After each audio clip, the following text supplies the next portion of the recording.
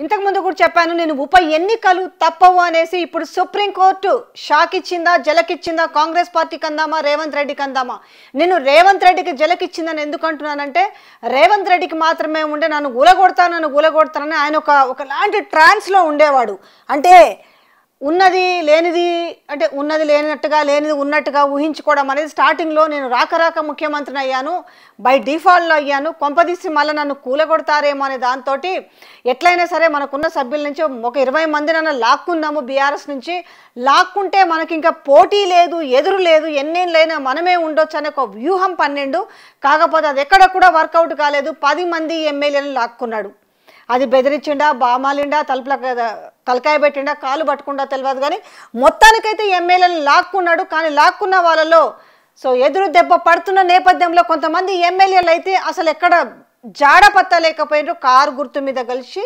కాంగ్రెస్ పార్టీకి పోయినోళ్ళు ఇక నేనైతే జాయిన్ కాలేదని కొంతమంది కాంగ్రెస్ పార్టీ కండువాని గుడి కండువాని కూడా చెప్పారు దేవుడి గుడిలో ఇచ్చిన కండువా అని చెప్పారు ఎందుకంటే నేను బాజాప్తా పార్టీలో చేరినాను కూడా చెప్పుకోలేని పరిస్థితి ఉండే సో ఇప్పుడు రేవంత్ సుప్రీంకోర్టు జలకి ఎట్లా ఇచ్చింది అని అంటే మళ్ళీ అదే చెప్తున్నా ఎందుకు జలకిచ్చింది రేవంత్ రెడ్డికే ఇచ్చింది సో అది మీకు ఉప ఎన్నికలు ఎట్లా వస్తున్నాయి ఏందనేది చెప్తాను ఏం మొట్టికాయలు వేసింది అసలు సుప్రీంకోర్టు ఏం వేసింది అని అంటే బీఆర్ఎస్లో గెలిచి కాంగ్రెస్లో చేరిన ఎమ్మెల్యేల అనర్హత పిటిషన్పై సుప్రీంకోర్టులో విచారణ జరిగింది ఏమవుతుంది ఇదంతా కూడా మన స్పీకర్ చేతిలో ఉంటుంది స్పీకర్ ఎట్లాగో నిర్ణయం తీసుకోడు కాబట్టి దీన్ని ఇట్లా లాక్ చేయొచ్చు మళ్ళీ అసెంబ్లీ ఎలక్షన్స్ వరకని కానీ ఆ ఉద్దేశంలో మీరు ఉండకండి మహారాష్ట్రలో అసెంబ్లీ సెషన్ అయిపోయి అంటే మళ్ళా అసెంబ్లీ ఎలక్షన్ గడువు ముగిసేంత వరకు అంటే 5 సంవత్సరాల పీరియడ్ అయిపోయేంత వరకు ఎట్లయితే లాక్ చేసినా అట్లా చేయాలనుకుంటున్నారు అనేసి మొట్టికాయలు వేయడం జరిగింది బీఆర్ఎస్ జెండాపై గెలిచి కాంగ్రెస్ పార్టీలో చేరిన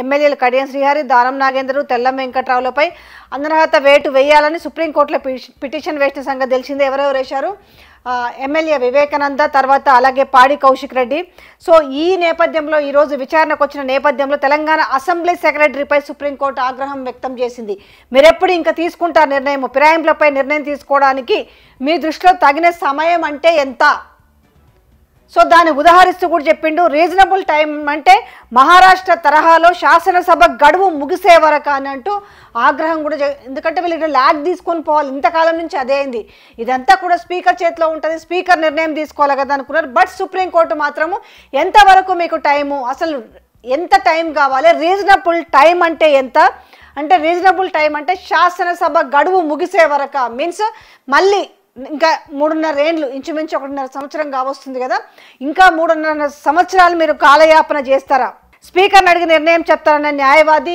ముకుల్ రోహిత్గి స్పీకర్ని అడిగితే ఏం చెప్తాడు దాన్ని నానుస్తూ పోతాడు సో ఇమ్మీడియట్లీ ఏం చేశారు తదుపరి విచారణ వారానికి వేయడం జరిగింది సో దీంతో పాటుగా ఏమైందంటే మరోవైపు కేరళ హైకోర్టు సైతం పార్టీ మారాలి అనుకుంటున్న ప్రజాప్రతినిధులు వారి పదవులకు రాజీనామా చేసి ప్రజల్లోకి వెళ్ళి ఎన్నికలు ఫేస్ చేయాలని తీర్పిచ్చింది సో ఇక్కడ కేరళ విషయాన్ని కూడా దీంట్లో మనం మెన్షన్ చేసుకున్నాం ఏంటి అంటే హైకోర్టు ఏం తీర్పిచ్చింది అక్కడ పార్టీ మారాలనుకుంటున్న వారు పదవులకు రాజీనామా చేసి ప్రజల్లోకి వెళ్ళి ఎన్నికలు ఫేస్ చేయాలని చెప్పింది సో ఓవరాల్గా ఏమైంది బీఆర్ఎస్ పార్టీకి వీళ్ళు పోరాటం చేస్తున్న దానికి ఇప్పుడు ఇది ఒక పాజిటివ్ థింగ్ అనే చెప్పుకోవాలి ఎందుకనంటే అంటే గల్లాలు ఎగరేసుకుంటూ మమ్మల్ని ఏం చేస్తారులే అనుకుంటున్న నేపథ్యంలో సో ఇప్పటికే ప్రజల్లో విపరీతమైన కాంగ్రెస్ పార్టీ పైన విపరీతమైన వ్యతిరేకత వచ్చింది సో ఆ విషయాన్ని పాపం కాంగ్రెస్ పార్టీలో గుర్తుందో లేదో మరొక వైపు వాళ్ళు ఎంత దరిద్రం అంటే నిజంగానే రేవంత్ రెడ్డికి వెన్నుపోటు పొడుస్తారో అర్థం కావట్లేదు పార్టీలోనే ఎందుకంటే నిన్న జరిగిన ఉదంతము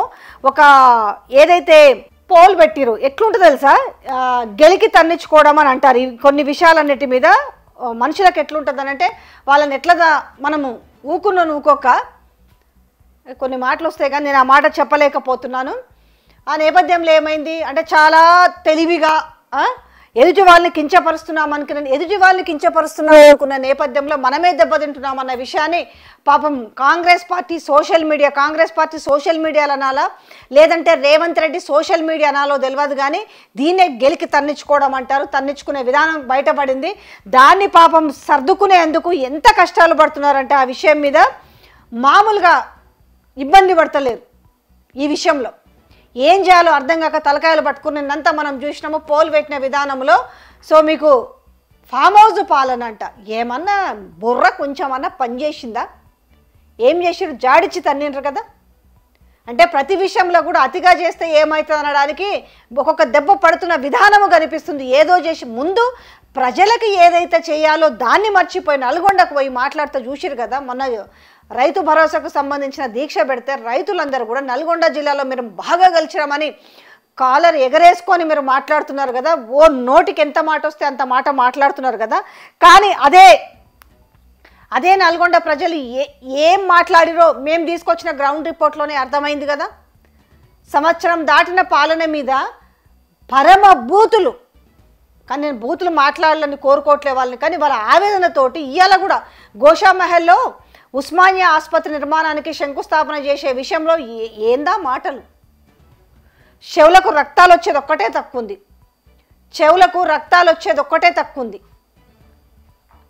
అంటే వీళ్ళకు కూడా భయమే ఉంది. ఇప్పుడు ఈ 10 మంది ఎమ్మెల్యేలు ఎవరైతే మారినో ముఖ్యంగా సో ఎవరెవరి మీద ముందుగా వీళ్ళు పిటిషన్ దాఖలు చేసిరు. దాని తర్వాత ఏది ఎమ్మెల్యేల అనర్హతపై సుప్రీంకోర్టులో రెండు పిటిషన్లు దాఖలు చేసింది బీఆర్ఎస్. ఒకటి 7 ఎమ్మెల్యేలపై రిట్ పిటిషన్, 3 ఎమ్మెల్యేలపై ఎస్ఎల్పి వేసింది.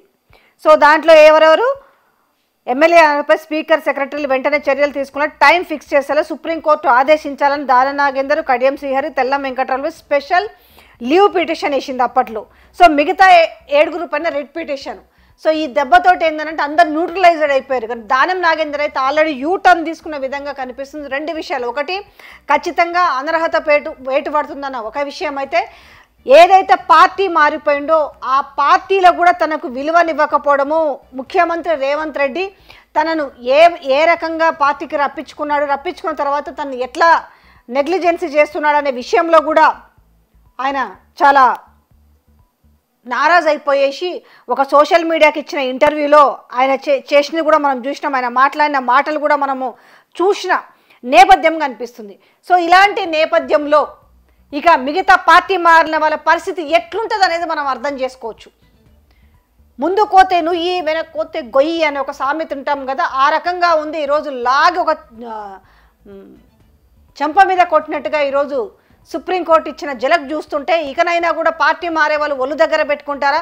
ఎందుకనంటే ఈ పార్టీ ఫిరాయింపులు మీరు ఇప్పుడు లైవ్ చూస్తున్న వాళ్ళు ఒక మాట మాట్లాడవచ్చు, గతంలో కూడా ఇది జరగలేదా అని. అంటే దాన్ని రాజ్యాంగంలో ఉన్న ఒక క్లాజ్ ప్రకారం ఆ క్లాజ్ కూడా తీసేసేయాలి. నేను ఆ క్లాజును కూడా ఈరోజు నేను మెచ్చుకోవటం లేదు.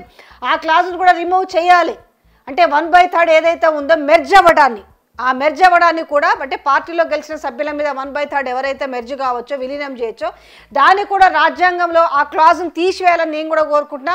ఏ సింబల్ మీద గెలిచిన వాడు ఆ సింబల్ మీదనే ఉండాలని నేను బాజాప్తా చెప్తున్నా.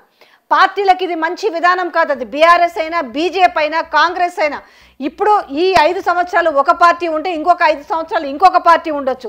అలాగని చేసి ప్రజలు ఓట్లు వేసి మీరు ఏ పార్టీ మీద ఏ సింబల్ మీద గెలుస్తారో ఆ సింబల్ని చూసి పార్టీ ఓట్లు వేస్తారు. అట్లాంటి నేపథ్యంలో ప్రజల ఆమోదం లేకుండా, ప్రజల నిర్ణయాన్ని కనుక్కోకుండా మీకు ఇష్టం వచ్చినట్టుగా మీరు కండిషనల్గాను అన్కండిషనల్గాను ఒకటే ఒక సాకు చెప్తారు. కాన్స్టిట్యున్సీ అభివృద్ధి కోసమే నేను పార్టీ మారుతున్నాను అంటారు. కాన్స్టిట్యున్సీ అభివృద్ధి కోసం కాదు, ఎవరి సెల్ఫ్ డెవలప్మెంట్ కోసం వాళ్ళు పార్టీలు మారుతారనేసి ఈరోజు ప్రజలు అనుకుంటున్న నేపథ్యం. కాబట్టి రాజకీయాలంటే ఇప్పటికే చీదరించుకుంటున్న నేపథ్యం కనిపిస్తుంది ప్రజల్లో. కానీ అలాంటిది కాకుండా ఇంకా రాజకీయం అంటే కూడా చాలా మంచిగా ఉంది. రాజకీయ నాయకులు అంటే కూడా ప్రజలకు మేలు చేస్తారు. రాజకీయ నాయకులు అంటే కూడా ఇచ్చిన హామీలు నెరవేరుస్తారు. రాజకీయ నాయకులు అంటే ప్రజల దగ్గరికి వెళ్తారు. ఇది ఉండాలి. కానీ రాజకీయం అంటే ఎట్లా ఒకట్లాగో గెలిచినాము డబ్బులు పెట్టి అంతకు 10 సంపాదిస్తారనే మాట కాకుండా ప్రజల నుంచి కొంచెమన్నా నేర్చుకోవాలి ఈరోజు. ఎందుకంటే నానాటికి ఎంత చిన్న చూపు అయిపోయిందంటే రాజకీయాలు ఎంత నీచంగా చూస్తున్నారు. ఆ నీచ భావం పోవాలి అని అంటే ఇలాంటివన్నీ మానుకొని ప్రజలకు ఇచ్చిన హామీలను నెరవేర్చుకుంటే, ఎందుకంటే నేను అధికారంలోకి రావడానికి ఎలాంటి గడ్డ అయినా తింటా, ఎంతటి అబద్ధాలైనా ఆడతా నేను గద్దె మీద కూర్చోవడానికి. కానీ ఈ గద్దె మీద నన్ను కూర్చోబెట్టిరు, నేను ఏం చేయాలనే ఆలోచన కొంచెమన్నా రాజకీయ నాయకులకు ఉంటే ఈరోజు రాజకీయాలంటే ఇంత చులకన భావం ఉండేది కాదు. ఈరోజు ఈ పార్టీలో మాట్లాడతారు, మరి కాసేపట్లోనే మాట మార్చేసి మరి కాసేపట్లోనే అసలు విచిత్రం ఎట్లా అంటే డిజిటల్ కండవాలు మార్చేంత ఫాస్ట్గా అయిపోయింది. మొన్న స్టార్టింగ్లో చూస్తే ఈడంగా ముఖ్యమంత్రి సవాల్ విసురుతారు, ఆడంగా వీళ్ళు జంప్ అవుతారు. ఎస్, ఈరోజు బీఆర్ఎస్ ఏదైతే సుప్రీంకోర్టు వరకు వెళ్ళి పోరాడుతుందో అది దృష్టిలో పెట్టుకోవాలి. రేపు వాళ్ళ గవర్నమెంట్ వచ్చిన తర్వాత కూడా మళ్ళీ ఇట్లాంటి డెసిషన్స్ తీసుకోవద్దు. అంటే నేను అప్పుడు ప్రతిపక్షంలో ఉన్నప్పుడేం న్యాయం కోసం పోరాడతాము, అధికారంలోకి వచ్చిన తర్వాత దాన్ని తుంగలో తొక్కుతామనే విషయాన్ని కూడా జ్ఞప్తికుంచుకోవాలి. ఈరోజు మీరు ఏదైతే సుప్రీంకోర్టు వరకు వెళ్ళి పోరాటం చేస్తున్నారో రేపు అది న్యాయం జరిగితే ఖచ్చితంగా రేపు మీరు అధికారంలోకి వచ్చిన తర్వాత ఎట్టి పరిస్థితుల్లో ఫిరాయింపులకి పాల్పడకూడదు. పాల్పడితే జనాలు కూడా ఊరుకోకూడదు, బహిష్కరించాలి. ఆయా ఎమ్మెల్యేని ఆ కాన్స్టిట్యున్సీ నుంచి బహిష్కరించాలి అని అంటే, ఎందుకంటే ప్రజలు అదే కోరుకుంటున్నారు. ఇవాళ ప్రజలు అదే కోరుకుంటున్నారు. ఒక గుర్తు మీద లేదు అనుకుంటే, నాకు గుర్తు కాదు, నా టాలెంటే నాకు చాలా ఉందనుకుంటే మీరు ఇండిపెండెంట్గా నిలబడండి. అప్పుడు మీరు వాదించుకోవడానికి అని ఉంటుంది కదా. మీరు ఇండిపెండెంట్గా గెలవలేనప్పుడు పార్టీ సింబల్ మీద గెలిచినప్పుడు ఆ పార్టీలోనే ఉండండి. లేదు మీకు ఆ పార్టీ సిద్ధాంతాలు నచ్చకపోయినా, ఆ పార్టీ ఆ నియోజకవర్గానికి అభివృద్ధికి ముందు వాళ్ళు ఎంకరేజ్ చేయకపోయినా, నిధులు ఇవ్వకపోయినా ఖచ్చితంగా మీరు రాజీనామా చేయండి, మళ్ళీ ప్రజల్లోకి వెళ్ళండి. నిజంగా మీకు మీరు గెలుస్తారు, నేను ప్రజల మనిషిని అనుకుంటే మీరు రాజీనామా చేయకుండా పార్టీలు మారే మొదలు రాజీనామా చేసి ప్రజల్లోకి వెళ్ళి గెలిచి చూపించండి. ఇది కూడా ఇదే విషయాన్ని ప్రజలు కూడా కోరుకుంటున్నారు. నేను ఇదే విషయాన్ని గింత గొంతు చించుకొని చెప్తున్నానంటే కూడా ఏంది అర్థం అనంటే, ప్రజలని గౌరవించండి, ప్రజల ఓటుకి వాల్యూ ఉంది, రాజ్యాంగానికి తూట్లు పడవకండి. ప్రతిదానికి రాజ్యాంగంలో ఉన్న లొసుకులను సాకుగా మలుచుకొని ఈరోజు పదవులను అనుభవిస్తున్న వాళ్ళకి తెలంగాణ ప్రజలు చంపపెట్టు లాగా రేపు తీర్పును కూడా ఇస్తారు. బాజాప్తా ఉప ఎన్నికలు రావాలనే కోరుకుందాం. ఎందుకనంటే ఈరోజు అబద్ధపు హామీలు ఇచ్చి గద్దెనెక్కి ఈరోజు ప్రజలను గోసపెడుతున్నారు. కాబట్టి ఈ 10 సీట్లకు కానీ ఈరోజు ఈ 10 మంది ఎమ్మెల్యేలు ఎవరైతే పార్టీ మారారో ఎంత దౌర్భాగ్యం అంటే ప్రజలు అడుగుతున్నారు, అసలు మీకు సిగ్గు ఎగ్గు ఉందా అని ప్రజలు అడుగుతున్నారు. మీరు ఒక పార్టీ సింబల్ పైన గెలిచి ఇప్పుడు కనీసం ఆయా నియోజకవర్గ ప్రజలను కూర్చోబెట్టుకొని నేను ఈ సందర్భంలో పార్టీ మారాలి అనుకుంటున్నాననే విషయాన్ని కనీసం వాళ్ళకన్నా చెప్పాలి కదా. మీరు ఆ ప్రజలతోటి వాళ్ళ కాళ్ళు మొక్కుతారు, ఏళ్ళు మొక్కుతారు, తీరా వాళ్ళు ఓటేసిన తర్వాత నువ్వెవడో నాకు తెలియదు అన్నట్టుగా వాళ్ళని కాళ్ళ మీద దన్నేసి, వాళ్ళ గుండెల మీద దన్నేసి మీరు మీ రాజకీయ స్వలాభం కోసము ఈరోజు పార్టీలు మారి వాళ్ళని అయోమయానికి గురి చేస్తున్నారు. అందుకే ప్రజలు కూడా అంతే ఆవేదనతో ఉన్నారు. టైం ఎప్పుడు వస్తుందా, ఎట్లా దెబ్బ కొట్టాలనుకుంటే వాళ్ళు రెడీగా ఉన్నారు. ఎందుకంటే టైం ఎప్పుడు కూడా కొంతకాలమే రాజకీయ నాయకుల చేతిలో ఉంటుంది టైము. బట్ ఆ తర్వాత మాత్రం ఖచ్చితంగా ప్రజల చేతిలోనే ఉంటుంది. మీరు ప్రజల కాళ్ళ దగ్గరికే వెళ్ళాలి. అంతిమంగా తీర్పిచ్చేది ఎవరంటే ప్రజలే. సో అందుకే ఖచ్చితంగా బై ఎలక్షన్స్ వస్తాయి. ఇవాళ తెలంగాణ ప్రజలందరూ కూడా ఆవేదన పడుతున్నారు. ఎక్కడ ఏ పోల్ పెట్టినా కూడా, అది ఏ మీడియా ఛానల్ పోల్ పెట్టినా, అది కాంగ్రెస్ పార్టీ అఫీషియల్ దగ్గర నుంచి పోల్స్ పెట్టినా కూడా ఇవాళ గత ప్రభుత్వమే బాగుందని చెప్తున్న నేపథ్యంలో కనపడుతుంది. అంటే ఇంకనన్నా కూడా ఇవాళున్న ప్రభుత్వం పెద్దలు తీరు మార్చుకోవాలి. దాని రాజకీయం చేయకుండా రేవంత్ అన్న ఇక తీరు మార్చుకోండి. మీ వెనకాలే మీకు వెన్నుపోటు పడుతున్నారో కూడా చూసుకోండి. ఆ పోల్స్ అనేది దేనికి సంకేతం? పోల్స్ పక్కన పెడదాం. మొన్న మీరు గ్రామ సభలు పెట్టారు కదా, గ్రామ సభలో ఏం కనపడ్డది మీకు? మీరు గ్రామ సభలు పెట్టిందే బాజాప్తా అసలు వ్యతిరేకత ఎంత ఉందని కనుక్కోవాలని గ్రామ సభలు పెట్టారు కదా. ఆ గ్రామ సభలో మీరు చూసిరు కదా ఎట్లా ఉన్నాడో కూర్చున్నా రాసుకునేదానికి అధికారులు అంటారో లేకపోతే వాళ్ళని ఏమంటారో తెలియదు కదా. వాళ్ళనంతా తరిమి కొట్టే పరిస్థితి వచ్చింది. పోలీసులను కూడా వాళ్ళు తరిమే పరిస్థితి వచ్చింది. ఎందుకనంటే ఇక్కడ కాంగ్రెస్ కార్యకర్తలు వచ్చేసి ఇవాళ మామూలు జనం పైన వాళ్ళు జులుం చేస్తుంటే ఏ రకంగా ఉండేది, ఎమ్మెల్యేలను కూడా తరిమిన పరిస్థితి కనపడింది. సో ఇవన్నీ కూడా ఇంకా రాజకీయాలు, చిల్లర మల్లర రాజకీయాలు మాని ప్రజలకు పనికొచ్చే పనులు ఏమన్నా చేస్తే ప్రజలు కూడా ఆశీర్వదిస్తారు. అంటే 5 ఏళ్ళ కొన్నాడు ఆశీర్వదించారని మీరు 5 ఏళ్ళ అరాచకం చేస్తా అంటే చూసుకుంటారా? ఆ తర్వాత వచ్చే లోకల్ బాడీ ఎలక్షన్స్ ఏమవుతాయి, మీకు గ్రేటర్లో వచ్చే జిహెచ్ఎంసీ ఎలక్షన్స్ ఏమవుతాయి, ఇప్పుడు ఇట్లా బై ఎలక్షన్స్ వస్తే ఏంది పరిస్థితి? వీళ్ళ బై ఎలక్షన్స్ వచ్చే పరిస్థితి వస్తే మళ్ళీ ప్రజా ఖజానాకే బొక్క. కానీ ఇలాంటి పరిస్థితుల్లో మాత్రం బై ఎలక్షన్స్ అవసరం అనేది ఎంత అత్యవసరం అనేది ఇలా కనపడుతుంది. ఆ విధంగానే త్వరలో బై ఎలక్షన్స్ తప్పవు అనేసి సుప్రీంకోర్టు కూడా ఈరోజు చాచి చెంపబెట్టి కొట్టింది. లాగి ఒక చెంపపెట్టు వ్యవహారమే. ఎంతకాలం పొడిగిస్తారు? రీజనబుల్ టైం అంటే ఎంత? శాసనసభ గడువు ముగిసే వరకు ఎదురు చూస్తారా అనేసి మిగతా రాష్ట్రాలని వాళ్ళు రెఫరెన్స్గా చూపించి విషయం పెట్టమంది. కాబట్టి ఇది స్పీకర్ చేతిలో ఉంది. స్పీకర్ అనే వ్యక్తి మన వ్యక్తి కాబట్టి ఖచ్చితంగా దీన్ని ల్యాగ్ చేస్తూ పోతాడు అనేది వీళ్ళకున్న గట్టి నమ్మకం. కానీ ఎప్పుడు ఒకేలా ఉండవు, పరిస్థితులు మారుతూ వస్తుంటాయి. కాబట్టి తథ్యం ఉప ఎన్నికలు మీ ముందుకు వస్తాయి. అప్పుడు మీరు సరి అయిన సమయంగా భావించి సరి అయిన తీర్పునివ్వండి. అలాగే లోకల్ బాడీ ఎలక్షన్స్లో కూడా మీరు అదే చేయండి. సర్పంచ్ ఎలక్షన్స్లో ఏవైతే జరుగుతుందో మీ చేతిలో ఓటు అనే ఆయుధం ఉంది. సో జిహెచ్ఎం సెలక్షన్లో కూడా ఓటు అనే ఆయుధం మీ దగ్గర ఉంది. కాబట్టి ఆ ఓటు అనే ఆయుధాన్ని సక్రమంగా మీరు కనుక నిర్వర్తించుకోగలిగితే ఈరోజు పడుతున్న ఇవాళ బాధలు ఒక మాట ఇచ్చి ఇవాళ మాటలని ఒకటి కాదు, ఇవాళ 6 గ్యారంటీ హామీలు, 13 అంశాలు, 420 హామీలు, ఇన్నిటిని ఇవాళ తుంగలో తక్కేసి పచ్చి అబద్ధాలు ఆడుతున్న నేపథ్యం.